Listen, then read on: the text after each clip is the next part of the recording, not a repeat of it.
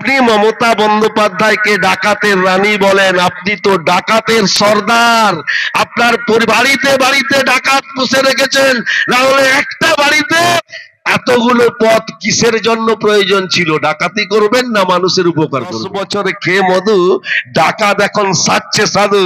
সেই ডাকাত আজকে গেরুয়া বসন পরে তিনি ভাবছেন আমি সন্ন্যাস হয়ে যাব। মনে রাখবেন, পুনরাবৃত্তি হয় না। দস্যু রত্নাকর বাল্মীকি হয়েছিলেন একজন, আর তুমি দস্যু রত্নাকর ছিলে, আছো, আগামী দিনেও থাকবে থাকবে।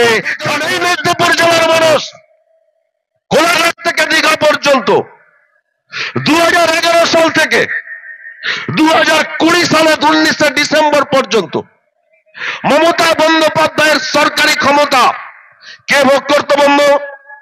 কে ভোগ করতো? 2012 প্রাইমারি পূর্ব মেদিনীপুর দুর্নীতির নায়ককে হলদিয়া ডেভেলপমেন্ট অথরিটি, দীঘা উন্নয়ন পর্ষদ, কাঁথি পৌরসভা থেকে শুরু করে সমস্ত পদ আটকে রেখে লুটেরার মাস্টারকে মমতা বন্দ্যোপাধ্যায়কে ডাকাতের রানী বলেন, আপনি তো ডাকাতের সর্দার। আপনার বাড়িতে বাড়িতে ডাকাত পুষে রেখেছেন, না হলে একটা বাড়িতে এতগুলো পথ কিসের জন্য প্রয়োজন ছিল? ডাকাতি করবেন না মানুষের উপকার করবেন?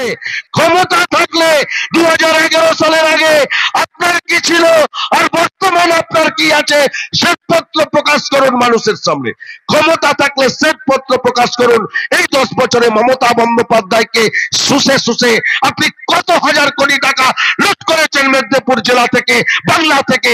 কত বেকার প্রতারিত হয়েছে, কত মানুষকে চাকরি দিয়ে কত কোটি টাকা লুট করেছেন। ক্ষমতা থাকলে প্রকাশ করুক। এজেন্ট ছেড়ে দেওয়া হয়, নিজে টাকা নেবে না, এজেন্ট ছেড়ে দেওয়া হয়। নন্দীগ্রামে এজেন্ট আছে, হলদিয়াতে এজেন্ট আছে, কাঁথিতে এজেন্ট আছে, দীঘাতে এজেন্ট আছে, এগরাতে এজেন্ট আছে, পাঁশকুড়াতে এজেন্ট আছে, নন্দকুমারে এজেন্ট আছে, তমলুকে এজেন্ট আছে।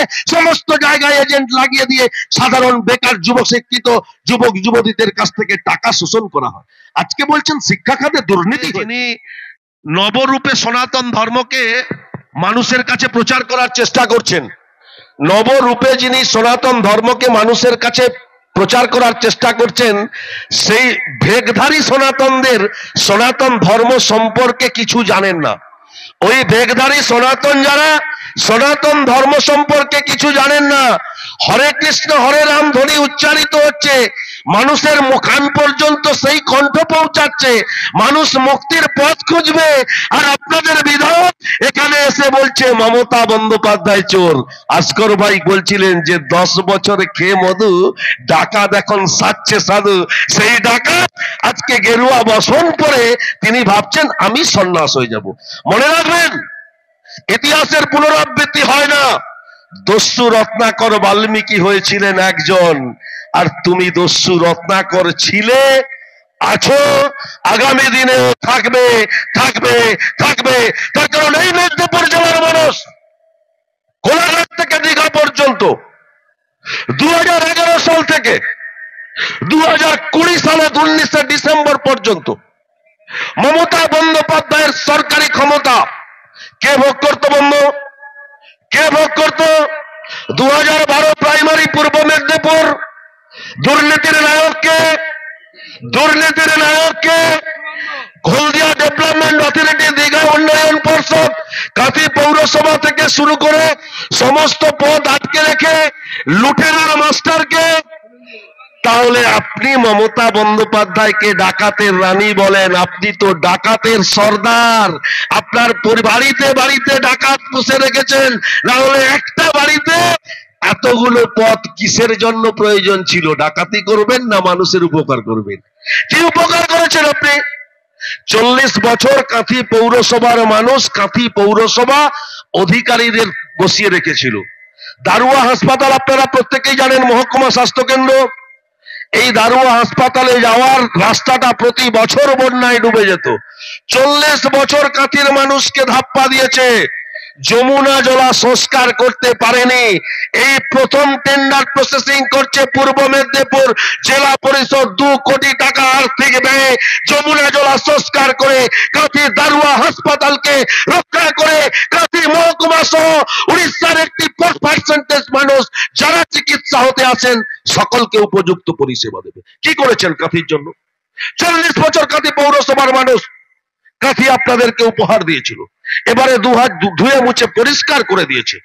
2020 সালে 2022 সালে ধুয়ে মুছে পরিষ্কার করে দিয়েছে। ভারতীয় জনতা পার্টি মাত্র 3টি আসন পেয়েছে, মাত্র 3টি আসন। আপনি নিজে ডাকাতের সর্দার আর সবসময় মমতা বন্দ্যোপাধ্যায়কে ডাকাত রানী বলে আখ্যা দেন। এই মানুষ আপনার বিচার করবে। মমতা বন্দ্যোপাধ্যায়কে 1993 সালে যারা দেখেছিলেন, 1986 সাল 82 সালে যারা দেখেছিলেন মমতা বন্দ্যোপাধ্যায় কোথায় থাকতেন, কি অবস্থায় নন্দীগ্রামে আসতেন, নন্দীগ্রামের মানুষ দেখেছিলেন। আবার মুখ্যমন্ত্রী হওয়ার পরেও মমতা বন্দ্যোপাধ্যায় কোথায় থাকেন, কিভাবে লাইফ লিড করেন, তার পোশাকের কোনো পরিবর্তন হয়েছে কিনা, তার সিকিউরিটির কোনো পরিবর্তন হয়েছে কিনা, তার জীবনযাত্রার মান পরিবর্তন হয়েছে কিনা, তার সম্পত্তির পরিমাণ বেড়েছে কিনা, এটা সবাই জানে সাধারণ মানুষ। আর আপনি ক্ষমতা থাকলে 2011 সালের আগে আপনার কি ছিল আর বর্তমান আপনার কি আছে শ্বেতপত্র প্রকাশ করুন মানুষের সামনে। ক্ষমতা থাকলে শ্বেতপত্র প্রকাশ করুন। এই 10 বছরে মমতা বন্দ্যোপাধ্যায়কে শুষে শুষে আপনি কত হাজার কোটি টাকা লুট করেছেন মেদিনীপুর জেলা থেকে, বাংলা থেকে। কত বেকার প্রতারিত হয়েছে, কত মানুষকে চাকরি দিয়ে কত কোটি টাকা লুট করেছেন। ক্ষমতা থাকলে প্রকাশ করুক। এজেন্ট ছেড়ে দেওয়া হয়, নিজে টাকা নেবে না, এজেন্ট ছেড়ে দেওয়া হয়। নন্দীগ্রামে এজেন্ট আছে, হলদিয়াতে এজেন্ট আছে, কাঁথিতে এজেন্ট আছে, দীঘাতে এজেন্ট আছে, এগরাতে এজেন্ট আছে, পাঁশকুড়াতে এজেন্ট আছে, নন্দকুমারে এজেন্ট আছে, তমলুকে এজেন্ট আছে। সমস্ত জায়গায় এজেন্ট লাগিয়ে দিয়ে সাধারণ বেকার যুবক শিক্ষিত যুবক যুবতীদের কাছ থেকে টাকা শোষণ করা হয়। আজকে বলছেন শিক্ষা খাতে দুর্নীতি হয়েছে, আজকে আপনি বলছেন শিক্ষা খাতে দুর্নীতি হয়েছে। 2012 সালে প্রাইমারি 3900 শিক্ষক নিয়োগ ক্ষমতা মমতা বন্দ্যোপাধ্যায় আপনার উপরে দিয়েছিলেন। আপনি 3000 শিক্ষক নিয়োগের ক্ষেত্রে দুর্নীতি করেছেন। কি আছে কোয়ালিটি, কি আছে কোয়ান্টিটি? ক্ষমতা থাকলে সিবিআই তদন্ত করাক, সিবিআই তদন্ত করে দেখুক। সেদিনকে দাঁড়িয়ে নন্দীগ্রামে বলছে, কে একজন সাংবাদিক জিজ্ঞেস করলেন, ধন্যবাদ সাংবাদিক বন্ধুকে, আমি স্বাগত জানাই। বলছেন উত্তম বারিক একটা ডাকাত। আপনি যাকে চোখের সামনে দেখেন তাকেই মনে হয় চোর ডাকাত। কেন বলুন তো, এটা মনে হচ্ছে কেন? আপনি নিজে বড় চোর, আপনি নিজে বড় ডাকাত, সেই কারণে কি চোখের সামনে যাকে দেখছেন তাকেই চোর ডাকাত মনে হচ্ছে? আমাকে আয়কর দপ্তর একটি চিঠি দিয়েছে, আমাকে আয়কর দপ্তর একটি চিঠি দিয়েছে, চিঠির কপি আমার কাছে আছে। 2014-15 সালে ব্যাংক অ্যাকাউন্টে 13 লক্ষ টাকা আমার ফিড বিজনেসে, আমি বাগদার খাওয়ারের ব্যবসা করি, ফিড বিজনেসে 13 লক্ষ টাকার ট্রানজাকশনের ডিস্টার্ব ছিল। গত আর্থিক বছরে চিঠি করেছিল, আমি সেটা ক্লিয়ার করেছি।